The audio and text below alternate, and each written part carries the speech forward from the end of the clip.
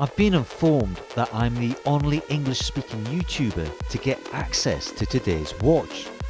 As a northerner with a dodgy accent, I'm taking that as a compliment. Hi and welcome to Last Watch. If you're new to the channel, then please consider subscribing, like this video and hit the notifications button. I'd hate for you to miss out on any of my future content. Before we get started, apologies, I think I may have a touch of hay fever today, so please excuse the stuffed up nose and croaky voice. Back in December of 2019, I had the opportunity to review the Anomaly R1 from Code 41 watches. Code 41 are based in Lausanne in Switzerland, and at the time I called them a micro brand, which may have been an underestimation on my part. Although the brand is relatively new to the industry, the Anomaly range has sold a whopping 15,000 pieces since its launch in 2016, not an insubstantial amount. Code 41 don't hide their success. As a matter of fact, they don't hide anything. Transparency is their company ethos, so much so that they have the acronym TTO, which stands for Total Transparency of Origin, embellished on the dials of all their watches. The Code 41 website not only lists the location from which their parts are sourced, but also the costs involved, in Swiss francs obviously. If you want to know more about the brand and their practices, then feel free to check out the Anomaly R1 review. I'll post a link at the top of your screen. Not wanting to rest on their laurels, Code 41 work with their customers old and new on what they call community projects. This is the process they use to come up with new watches. The latest collaboration has resulted in their next watch, the Anomaly Evolution Creator Edition, which they say is the best of the Anomaly series rolled into one watch. Code 41 have very kindly sent me a prototype of the Evolution to look at, as the watch has yet to go into full production. They also emphasised that I am the only English speaking YouTuber to get hands on with the watch ahead of its launch. As you can imagine, I'm extremely flattered. I should stress that I'm not being paid for this review, and the watch will be making its way back to Switzerland when I'm done with it. No freebies on this occasion. Code 41 have supplied me with an affiliate link, which I will add in the video description below. By YouTube standards, that makes them the sponsor of today's video. Quite fortuitously, I still have the Anomaly R1, so in part I get to do a side-by-side comparison. Let's start with the watch's dimensions. The diameter has been reduced by half a millimeter to 41.5 millimeters from the previous 42. The lug width is unchanged at 24 millimeters. The lug to lug has also been reduced by 1.5 millimeters to 48.5 millimeters. They've also shaved 1.5 millimeters from the case thickness, which is now only 11.5 millimeters compared to the original 13. The case is just under 84.2 grams, which is 9% lighter than the original 92.6. Code 41 straps are pretty meaty affairs that can easily add another 27 grams to the weight of your watch. The diamond style cut crown is noticeably smaller in every respect, having lost a millimeter from its width and half a millimeter from its height. It's still more than adequate for grip and retains the engraved 41 logo. The bezel remains the same at 41.2 millimeters in diameter, but is somewhat thicker on the new watch, making the dial a little smaller. The cushion case design of the Evolution still very much resembles that of the original Anomaly, but there have been a number of subtle tweaks. First off, although both watches are brushed 316L stainless steel, the newer watch appears to catch the light and has more of a shine. This could be the result of the case being more oxidised on the older watch, but for reasons that will become clear, the Anomaly R1 has spent most of its time in a watch box. The stirrup spaces between the lugs are now brushed and more diminutive in size, as are their Allen key retainers, helping them to blend more seamlessly with the case. The flat sapphire crystal, which has an undisclosed amount of AR coating, is now framed by a stronger, more defined brushed bezel. Its chamfered edge has also been reduced and now takes on a polished finish. Moving the polish from the top of the bezel to its edge has resulted in less reflections around the edge of the crystal, allowing you to focus your attention on the dial below. The all-black dial of the Evolution is a three-dimensional marvel made of multiple layers that are suggestive of a watch's movement. The main feature of the dial is its bold fixed mock rotor shape, which is home to the bulk of the hour and minute markers.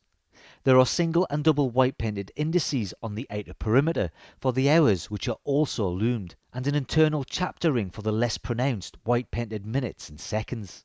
Below the mock rotor is a layer of Côte de Genève. That's Geneva striping for us English speaking folk. What is noticeably absent here is the mock bridge and the open heart from the Anomaly. It's no great loss, as I was never a fan. Also consigned to history is the small seconds and 24-hour indicator wheels. The Evolution is a much less fussy affair. Sadly, the kite hour cutouts have also gone, but what has remained is the white printed Code 41 branding at 11 o'clock and the very subtle engraving of the automatic TTO text at 5 o'clock. There is a highly visible black date wheel with crisp white painted Arabics denoting only the odd days, a dot indices for the evens. This helps to keep the whole affair less busy and more legible.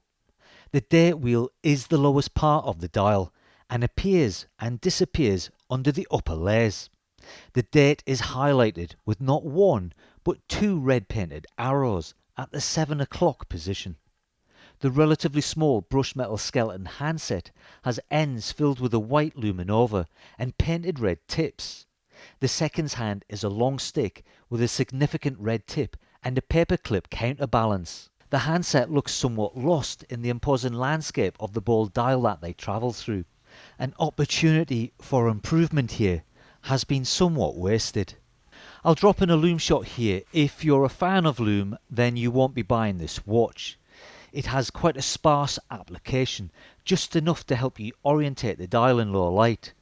The caseback has seen the greatest improvements, a largely reduced and quite svelte backside with a sapphire crystal display window to show the improved movement within the Sellita SW200. And Code 41 have opted for the better spec elaborated version.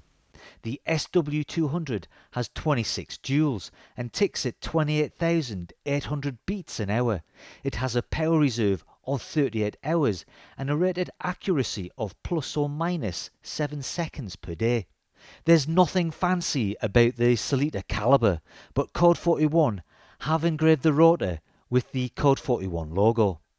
The caseback is engraved around its perimeter with various text telling you about the watch's attributes, its automatic movement, the TTO ethos, Code 41 logo, its water resistance to 10 atmospheres, which is another improvement of the previous lineup, as the watch's water resistance has doubled from 50 to 100 meters.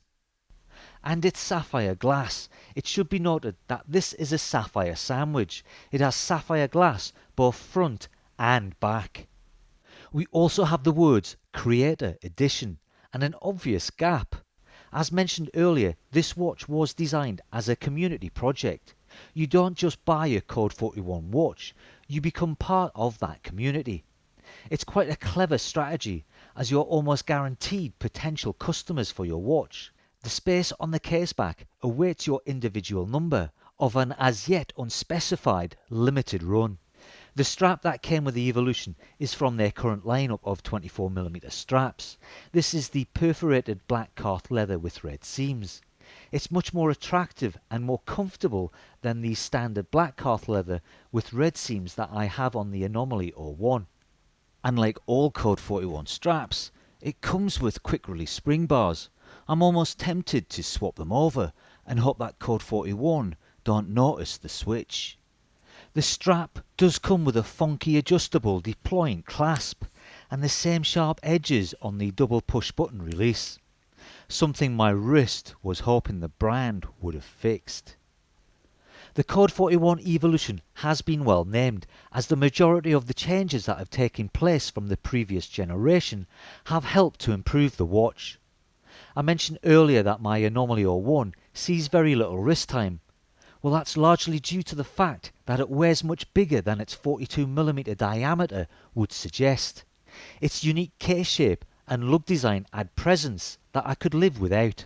This slimmer cut down Evolution is a step in the right direction. Its thinner caseback and near enough 10% weight loss are much more welcome on my 7-inch wrist. The refinements on the dial give a much more balanced layout, but I miss the train track chapter ring and the kite indices. I'd also like to see an hour and minute hand that can compete equally with such a bold design, as they look a little lost and out of place.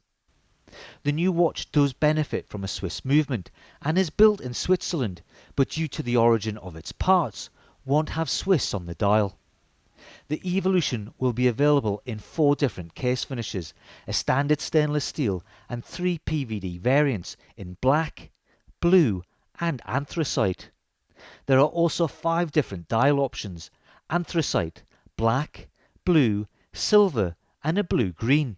Pre-orders for the Evolution started on the 28th of April and will close on May 27th. The watches will be delivered in February 2022, which is quite a while to wait on your watch. You can of course hold off and buy your watch next year, but you will end up paying a premium of the current pre-order price, which starts at a premium £785, €893, $908 and of course 878 Swiss francs. Your watch will come with a 2-year guarantee, free shipping worldwide and a 30-day returns policy. The Evolution is a bold watch that might require a big wrist or a big personality to carry it off, but Code 41 have an ace up their sleeve that I haven't yet mentioned. The Evolution will also be available at 38mm, which might be a better option than its bigger brother. If Code 41 would like to send me a prototype of the smaller case, then I'll be happy to share it with you. Thanks to Code 41 for letting me have the exclusive on their Evolution. I am truly flattered. It's proof that the channel is going from strength to strength. I wish them every success with their new watch and future projects. Let me know what you think of the Evolution and Code 41 watches. Better still, if you're a Code 41 owner, feel free to share your experience with the brand. I look forward to reading your comments below. Thanks for watching and I'll see you all in the next video.